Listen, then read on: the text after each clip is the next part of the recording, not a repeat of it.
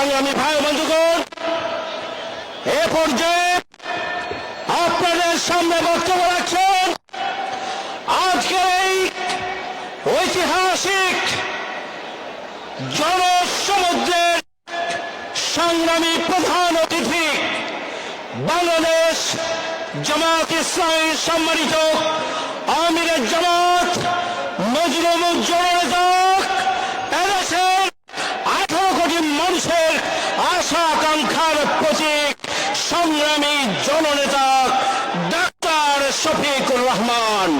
Doctor Shafiqur Rahman, নারায়ে তাকবীর।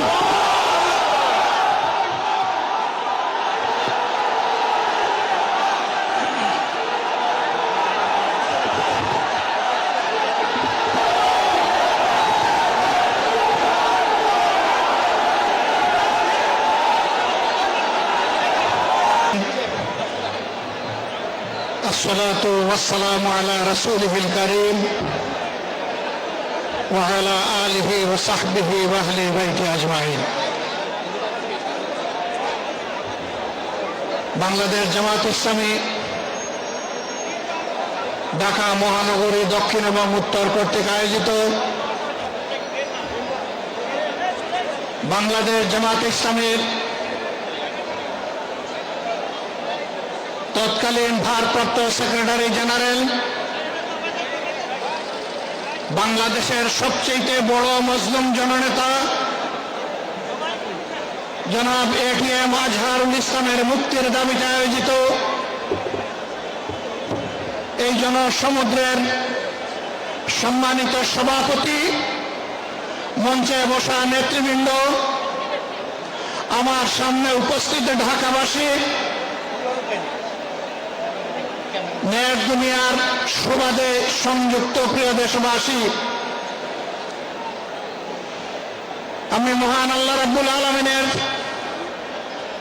শুকরিয়া আদায় করার পাশাপাশি অত্যন্ত বেদনা ভারাক্রান্ত মন নিয়ে আজ আপনাদের সামনে হাজির হয়েছি। আপনারা সাক্ষী,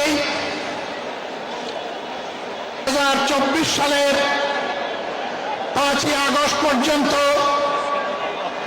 বাংলাদেশ আওয়ামী ফ্যাসিবাদের কবলে ছিল। ফ্যাসিবাদ তার প্রথম হিংস্র থাবাটি বিস্তার করেছিল বাংলাদেশ জামাতে ইসলামের উপর।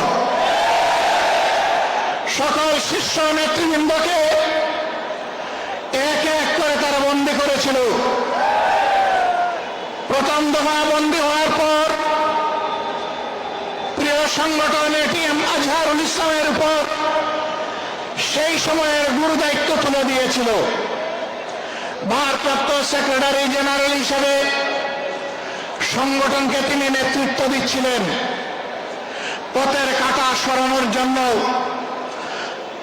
বাকিদের ধারাবাহিকতায় ষড়যন্ত্র অব্যাহত রেখে তাকেও গ্রেফতার করা হলো।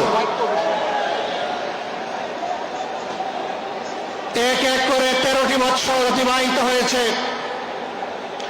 কারাগারের অন্ধকার প্রকোষ্ঠে তিনি আছেন। এখনো তিনি মুক্ত হননি।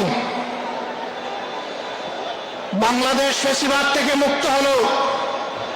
আমাদের প্রশ্ন, ফ্যাসিবাদের সবচেয়ে কঠিন সাক্ষী আজহারুল ইসলাম সাহেব মুক্ত হলেন না কেন? কোন জিনিস তাকে এখনো আটকে রাখতে বাধ্য করেছে? কেন এই বৈষম্য? আমরা তো নিজের থেকে অন্যান্য নেতৃবৃন্দের মুক্তির দাবি জানিয়েছিলাম, এই উদারতা আমরা দেখিয়েছিলাম, উদারতা আমরা দেখিয়েও যাব। কিন্তু আজহারুল ইসলাম সাহেব কবে মুক্তি হবেন সুস্পষ্টভাবে জানতে চাই সরকারের কাছে। আমরা তো চাইনি, কল্পনাও করিনি এইভাবে আমাদেরকে রাস্তায় নামতে হবে প্রিয় আজহার ভাইয়ের মুক্তির দাবিতে। আমরা বাধ্য হয়েছি। আমরা স্পষ্ট বার্তা দিতে চাই, তার মুক্তি না হওয়া পর্যন্ত এই সমাবেশ প্রথমও নয়, শেষও নয়। সমাবেশ, বিক্ষোভ, আন্দোলন অব্যাহত থাকবে।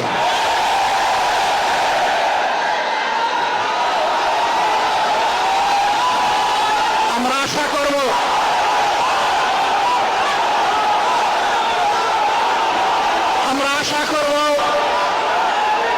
সরকার শুভবুদ্ধির পরিচয় দেবেন। এক এক করে বাড়তি মজলুমদেরকে যেভাবে মুক্তি দিয়েছেন, সর্বশেষ মজলুমটাকেও দেশবাসীর বুকে মুক্তি দিয়ে ফিরিয়ে দিন।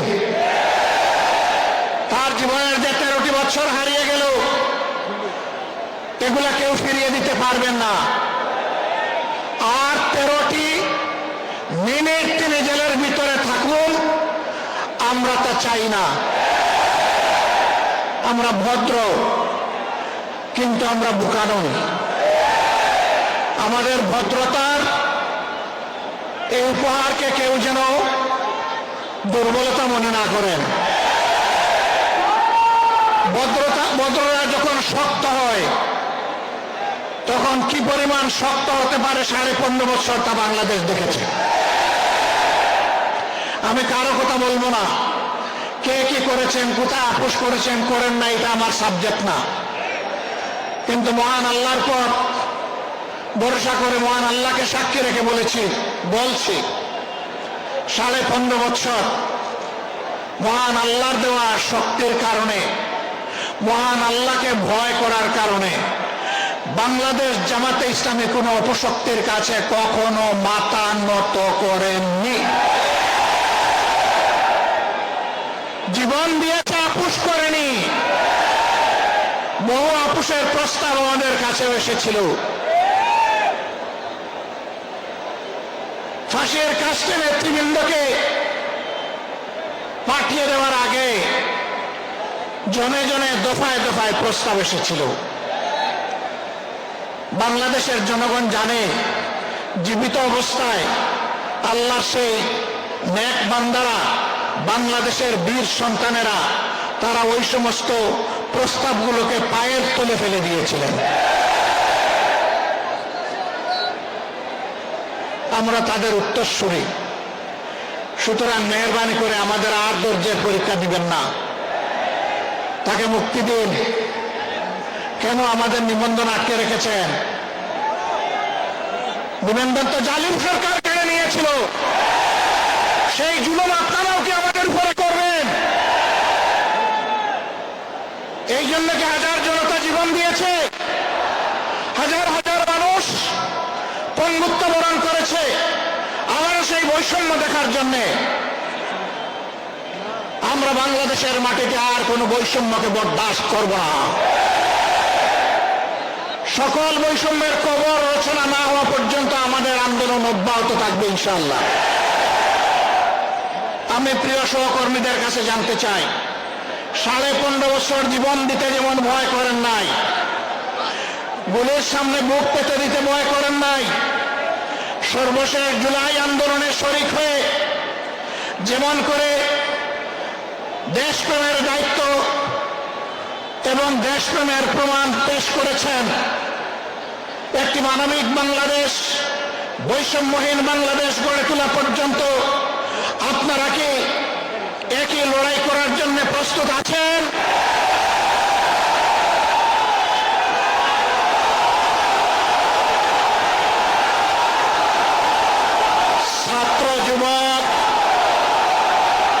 ছাত্র যুবক বন্ধুদের কণ্ঠে কণ্ঠ মিলে বারবার বলতে চাই, আবু সাঈদ মুক্ত, আবু সাঈদ মুক্ত। শেষ হয়নি যুদ্ধ, এই যুদ্ধ চলবে ইনশাআল্লাহ। আমাদেরকে মেহরবানি করে কেউ নতুন করে আর চোখ রাঙাবেন না। ফেসিবাদের ভাষায় কেউ কথা বলবেন না, কথা বলবেন রাজনীতিবিদের ভাষায়। আমরা ওয়েলকাম করব, অভিনন্দন জানাবো, সমালোচনা করবেন, চুমু দেব, কিন্তু চোখ রাঙাবেন না মেহরবানি করে। এই সংগঠন কারো চোখ রাঙানোর পরোয়া করে না।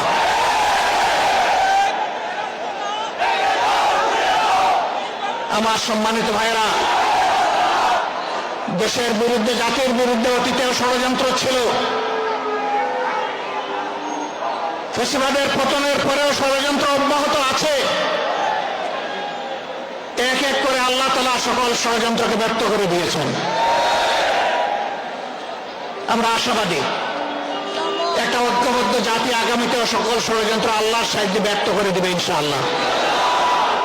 তাই আমার শেষ আবেদন, আসুন দল মতের ঊর্ধ্বে উঠে আমরা সব ধরনের ফ্যাসিবাদের বিরুদ্ধে আমরা রুখে দাঁড়াই। আল্লাহ রাব্বুল আলামিন আমাদের ভাই এটিএম আজহারুল ইসলামকে অবিলম্বে সসম্মানে আমাদের বুকে ফিরিয়ে দিন। তাকে মুক্ত বাতাসে শ্বাস নেওয়ার তৌফিক আল্লাহ তাআলা দান করুন। আমরা বিশ্বাস করি আসমান জমিনের মালিকের ইশারা এই সর্বোচ্চ ইশারা, তার ফয়সালাই চূড়ান্ত ফয়সালা। আমরা মহান রবের দরবারে সেই ফয়সালা কামনা করছি।